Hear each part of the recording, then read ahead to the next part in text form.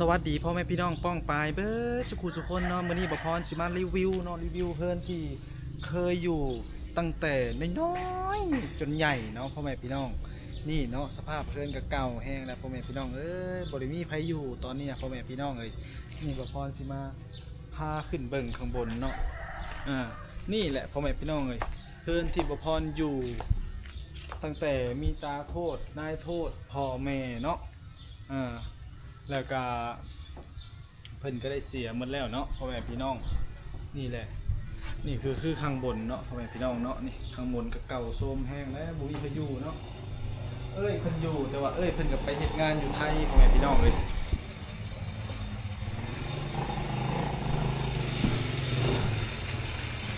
นี่เป็นที่เฮ็ดอยู่เฮ็ดกินแต่ก่อนน่ะมันมีเฮิรนไฟออกไปทางนี้ต่อไปอีกเนาะแต่ว่าเพิ่นน่ะได้มากแล้วพ่อแม่พี่น้องเลยเพิ่นได้ถูกได้เพิ่นเฮ็ดเพิ่นไพ่ใหม่ข้างล่างเนาะเพิ่นก็อยู่ไทยตอนนี้บ่พรก็ได้มาฮอดบ่พรก็เลยได้มาถ่ายให้เบิ่งเนาะพ่อแม่พี่น้องโอ้นี่คือโอ่งเด้นี่โอ่งสมัยโอ่งนี่มันได้รับ100 กว่าปีพุ่นเด้โอ่งนี่โอ่งใส่น้ำยังดีอยู่พ่อแม่พี่น้องเลยโอ่งเก่าสมัย4,900เท่าไรบุเป็น100-200 ปีไปสักโอ่งนี่จะโดนตั้งแต่ว่าพ่อมาท่านเกิดพ่อแม่พี่น้องเลยนี่ก็น่าจะเป็นบ่อนเห็ดอยู่เห็ดกินเนาะเข่าข้างในบ่ได้เนาะลืมบ่พอลืมทำมากุญแจมาเลยบริเข่าข้างในซ้ำสมัยแต่ก่อนตะกี้เนาะนี่คือผูกตาโทษเนาะตาโทษแต่บ่พรก็เกิดทันเนาะพ่อแม่พี่น้องบ่พรเกิดทันตาโทษนายโทษนี่บ่พรเกิดทันเมื่อเพิ่นเป็นนายบ้าน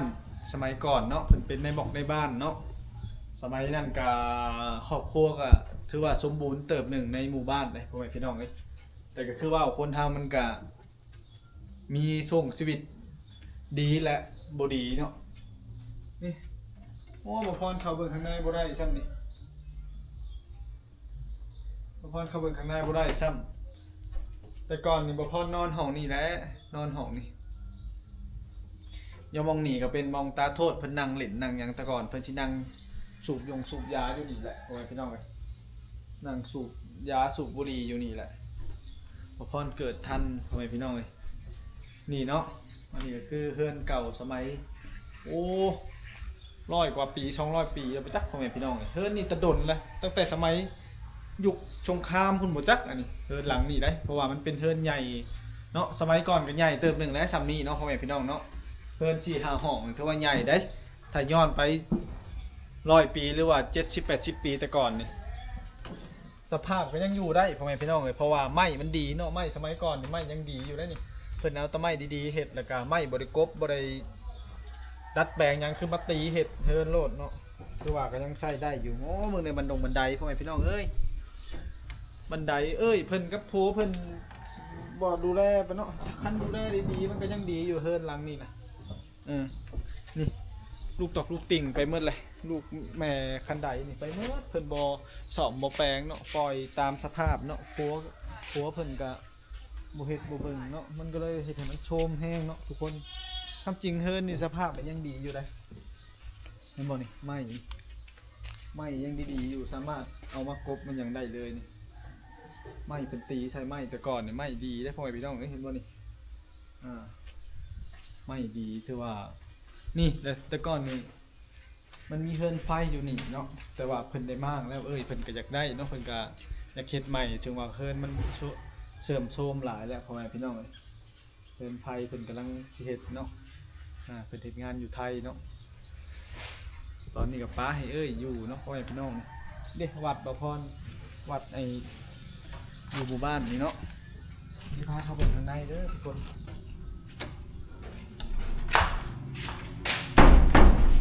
ต้นนี้เป็นไฟเป็นเดือนใหม่เนาะ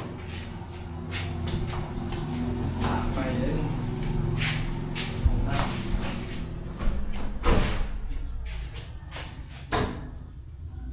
ของน้ำก็เห็ดใหม่ไหมเป็นถูกเพิ่นไฟเนาะถูกเพิ่นไฟเห็ดใหม่ ก็ดีเนาะพ่อแม่พี่น้องเนาะสร้างใหม่เฮ็ดใหม่ก็ดีเนาะคันเป็นใจมันก็สร้างแป๊บเดียวได้เฮือนซ่านถ้าเป็นใจครอบครัวเป็นครอบครัวนี่สร้างแป๊บเดียวเลยในมุมมองข่อยมองบ่พรคิดว่าถ้าเฮ็ดจะเฮ็ดหยังนี่ก็แป๊บเดียวถ้าเฮาตั้งใจเนาะพาครอบครัวสร้างสรรค์แป๊บเดียวพ่อแม่พี่น้องเพิ่นเฮ็ดห้องน้ำใหม่เฮือนไฟเนาะนี่แหละพ่อแม่พี่น้องเนาะนี่ก็คือเฮือนที่บ่พรอยู่ตั้งแต่ยังน้อยๆจนใหญ่พ่อแม่พี่น้องเอ้ยนี่บ่พรสิพามาเบิ่งนี่ก็คือน่าจะเป็นไม้เฮือนเก่าเนาะพ่อแม่พี่น้องเนาะไม้เฮือนเก่าเนาะแต่ก่อนมันสิมีเฮือนไฟอยู่ต่อจากนี้เนาะพ่อแม่พี่น้องนี่ก็คือใดเนาะใดใดก็บ่เฮ็ดหยังอ้อมบ่เฮ็ดหยังแอมป้าเอ็กเซปผัวเอ้ยเพิ่นบ่ค่อยดูแลหยังพ่อแม่พี่น้องเอ้ยปล่อยให้มันชกกระปรกนี่โอ้ยเนาะนี่พ่อแม่พี่น้องเอ้ยประตูก็บ่ซ่อมเฮินเห็นบ่ปล่อยมันเก่านี่นี่คือห้านเวทพ่อแม่พี่น้องห้านเวทเนาะห้านเวทพ่อแม่พี่น้องเอ้ยเนาะชกกระปรกแห้งพ่อแม่พี่น้องบ่พรมาถ่ายเบิ่งนี่เห็นบ่นี่จักสิให้เขาเซาเฮ็ดหยังเบิ่งนี่บ่นี่ตัวนี้ก็มีห้องน้ำพ่อแม่พี่น้องห้องน้ำไอ้นี่เห็นบ่นี่ห้องน้ำหลังนี่ห้องน้ำหลังนี่พ่อแม่บ่พรได้สร้างเนาะสร้างบ่พรนี่ให้เวทมาเซาเนาะพ่อแม่พี่น้องให้เวทมาเซามันก็ยึดหมดแล้วปล่อยให้เขามาเซาแบบว่าความจริงมันต้องให้เขาย้ายออกได้แล้วเนาะเพิ่นก็ยังให้เขาเซาบ่พรแล้วโอ้ยขี้เดียดเนาะสกปรกแห้งเวทน่ะบ่เป็นตาเอาพ่อแม่พี่น้องเอ้ยถ้าอยู่กับบ่พรนี่อยู่บ่ได้เด้บ่พรบ่มักสั่งเวทเนาะบ่มักห้องน้ำนี่ตอนนั้นโอ้ยตอนบ่พรเป็นวัยรุ่นบ่พรมานี่มันเอาเสือเอาหยังแส่โอ้เข้าไปค้ำคาวเหม็นเอ้าพ่อแม่พี่น้องเบิ่งเด้นี่คือวัดเนาะวัดประจำหมู่บ้านพ่อแม่พี่น้องเอ้ยบ่พรก็มาเบิ่งบ่พรก็บ่ค่อยได้มาบ้านพ่อแม่พี่น้องเอ้ยนี่ร้านเวทร้านจีนเนาะมันต่อนี่มาเฮ็ดมามุงเนาะเพราะว่าถ้าเป็นบ่พรนี่บ่เอาหลายปีเนาะให้เป็นรายเดือนให้เขาเซาเป็นรายเดือนเฮาจึงบ่เสียเปรียบมันเวทมันโหดีพ่อแม่พี่น้องเบิ่งนี่มันฉางออกมาเห็นบ่นี่เห็นบ่นี่เจ้าบ่จำกัดว่าสามารถฉางได้ส่ำใดมันเซาออกมานี่เนาะจักหน่อยมันสิเอาฮอดดินเฮาบ่ได้ถ้าเฮาบ่เก่งถ้าเฮาบริหารบ่ได้พ่อแม่พี่น้องเอ้ย